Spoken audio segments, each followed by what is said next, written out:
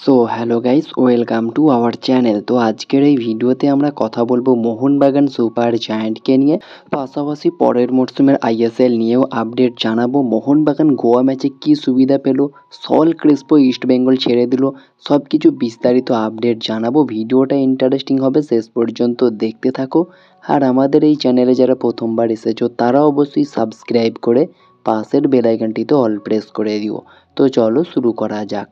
প্রথমেই আমরা আলোচনা করে নেব গোয়া ম্যাচে মোহনবাগান কী বড় সুবিধা পেল। প্রথমেই যে অ্যাডভান্টেজটা পেল মোহনবাগান গোয়া ম্যাচে, মোহনবাগানের ম্যাচে গোয়ার ডাগ আউটে বসতে পারবে না মানলো মার্কেজ। কারণ কি? কারণ জামশেদপুর এফসি ম্যাচের পরে সাংবাদিক সম্মেলনে তিনি এআইএফএফকে নিয়ে একটা মন্তব্য করেছিলেন, আর তার জন্যই তাকে শাস্তি দেওয়া হয়েছে, নির্বাসিত করা হয়েছে এক ম্যাচের জন্য। মোহনবাগান ম্যাচে তিনি ডাগ আউটে থাকতে পারবেন না, এই অ্যাডভান্টেজটা তো পাচ্ছেই। পাশাপাশি এফসি গোয়ার সবচেয়ে সেরা দুর্দান্ত প্লেয়ার ডিজান ড্রাজিক, তিনি কিন্তু এই ম্যাচে খেলতে পারবেন না, এমনই আপডেট রয়েছে। এই দুটো বড় সুবিধা পেল মোহনবাগান, এবং তারা আরও বড় সুবিধা পেল আপুইয়া আলবার্তো দুজনেই খেলতে পারবে। অর্থাৎ এই ম্যাচে 3 পয়েন্ট নিয়েই মাঠ ছাড়তে হবে। যদি 3 পয়েন্ট না পাই, সম্পূর্ণ মোহনবাগানের ব্যর্থতা ছাড়া আর কিছুই নয়। দেখা যাক এই ম্যাচে পয়েন্ট পায় কি না। এরপরে আমরা কথা বলে নেব মোহনবাগানের এই গোয়া ম্যাচের পরে কিন্তু আরও একটা ম্যাচ রয়েছে। সেই ম্যাচটা হবে ইন্টার কাশির সঙ্গে। নির্বাচনের জন্য এই ম্যাচের ডেটটা রিশিডিউল করা হয়, এবং এই ম্যাচটার ডেট কিন্তু 12ই মে করা হয়েছে। আর এই ম্যাচটা মোহনবাগানের হোম গ্রাউন্ড যুবভারতী ক্রীড়াঙ্গন স্টেডিয়ামে অনুষ্ঠিত হবে। আর এই ম্যাচের অনলাইন টিকিট দেওয়াও শুরু হয়ে গিয়েছে। বুক মাই শো থেকে তোমরা বুক করে নিতে পারবে খুব তাড়াতাড়ি। কিন্তু এই ম্যাচটা খেলবে মোহনবাগান। গোয়া ম্যাচের মাত্র 2 দিন পরেই ইন্টার কাশির সঙ্গে খেলবে মোহনবাগান সুপার জায়ান্ট। এই আপডেটটাও তোমাদেরকে জানিয়ে দিলাম। পাশাপাশি যদি আমরা কথা বলি মোহনবাগানেরই আরও একটা আপডেট নিয়ে, যেমনটা আপডেট বেরিয়ে আসছে, মোহনবাগান ম্যানেজমেন্ট পুরোপুরিভাবে জানিয়ে দিয়েছেন, একটা পরিষ্কার সিদ্ধান্ত ম্যানেজমেন্টের তরফ থেকে জানানো হয়েছে, লিগ শেষ হওয়ার আগে পর্যন্ত মোহনবাগানের কোনো ফুটবলারকে প্রি কন্ট্রাক্ট দেওয়া হবে না। তো এই মরশুমে আর 3-4টে ম্যাচ বাকি রয়েছে। এই 4টে ম্যাচ শেষ হওয়ার পরেই কিন্তু প্লেয়ারদের সঙ্গে আলোচনায় বসবে ম্যানেজমেন্ট। আপাতত কন্ট্রাক্টের বিষয় নিয়ে এখন কোনো আলাপ আলোচনা হবে না প্লেয়ারদের সঙ্গে ম্যানেজমেন্টের। বাকি 4টে ম্যাচেই জোর ফোকাস দিতে চাইছে এখন কোচ, প্লেয়ার এবং ম্যানেজমেন্ট প্রত্যেকেই। দেখা যাক 4টে ম্যাচে মোহনবাগান কটা জয় পায়। এরপরে আমরা কথা বলবো আইএসএল এবং আইডাব্লিউএল, অর্থাৎ ইন্ডিয়ান সুপার লিগ এবং ইন্ডিয়ান ওমেন লিগ। এই দুটো লিগের জন্যই কিন্তু কমার্শিয়াল পার্টনার পাওয়া গিয়েছিল, তবে সেখানে ক্লাবরা কিছুটা আপত্তি জানানোর কারণে সেই ব্যাপারটা ডিলে হয়, এবং তার জন্য আবারও কিন্তু স্পেশাল জেনারেল বডি মিটিং কিন্তু ডাকা হয়েছে মে মাসের 23 তারিখে। অর্থাৎ এই মাসের 23 তারিখে আবারও একটা মিটিং ডাকা হয়েছে, এবং তারপরেই ফাইনাল সিদ্ধান্ত নেওয়া হবে এই কমার্শিয়াল পার্টনার্স নিয়ে। তো দেখা যাক 23 তারিখে কী সিদ্ধান্ত নেয় এআইএফএফ। এরপরে আমরা কথা বলবো মুম্বাই থেকে কোন প্লেয়ারকে কনফার্ম করলো মোহনবাগান।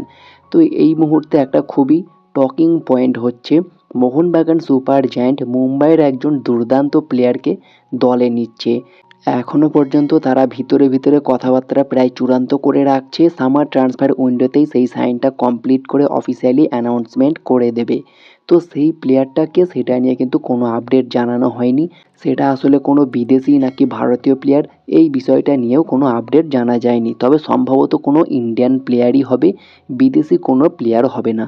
কারণ নুনো রেইস, জর্জ পেরিরা ডিয়াজ, এবং যে প্লেয়ারটা রয়েছে মোহনবাগানের একজন গুরুত্বপূর্ণ প্লেয়ার ছিল একসময় জনি কাউকো, এই 3টে প্লেয়ারেরই কিন্তু প্রায় 35+ বয়স হয়ে গিয়েছে।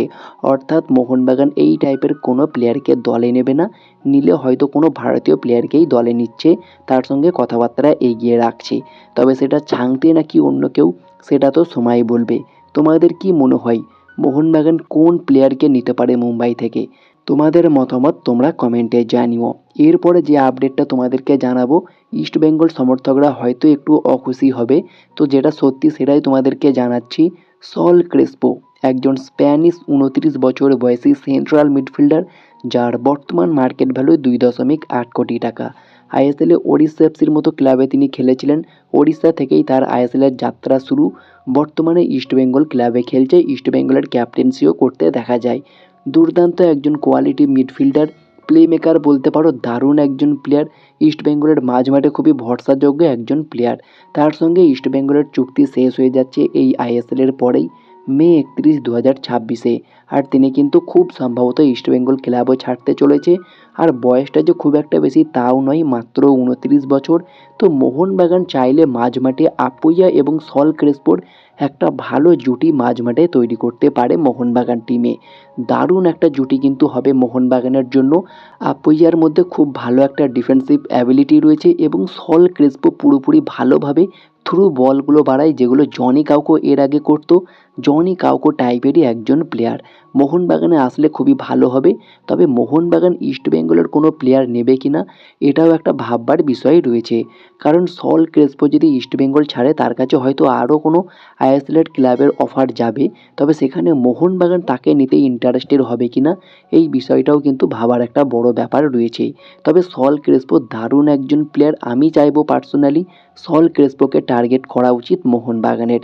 দারুণ একটা কম্বিনেশন মাঝমাঠে আমরা দেখতে পারবো। আপুইয়া অনিরুদ্ধ থাপার পাশাপাশি এই সল ক্রেসপো দারুণ একটা কম্বিনেশন হবে। যখন আপুইয়া থাকবে তখন আপুইয়ার সাথে সল ক্রেসপো, না হলে অনিরুদ্ধ থাপার সঙ্গে সল ক্রেসপো, দারুণ একটা কম্বিনেশন কিন্তু মাঝমাঠে তৈরি করতে পারবে। সামার ট্রান্সফার উইন্ডোতে তিনি পুরোপুরি ফ্রি প্লেয়ার হিসাবেই থাকবে। দেখা যাক আইএসএলের কোন কোন ক্লাব এই স্প্যানিশ মিডফিল্ডারকে নিতে ইন্টারেস্টেড হয়। তো এই ছিল আজকের ভিডিওটি ভালো লাগলে লাইক শেয়ার কমেন্ট করে চ্যানেলটিকে সাবস্ক্রাইব করে পাশের বেল আইকনটিতে অল প্রেস করে দিও।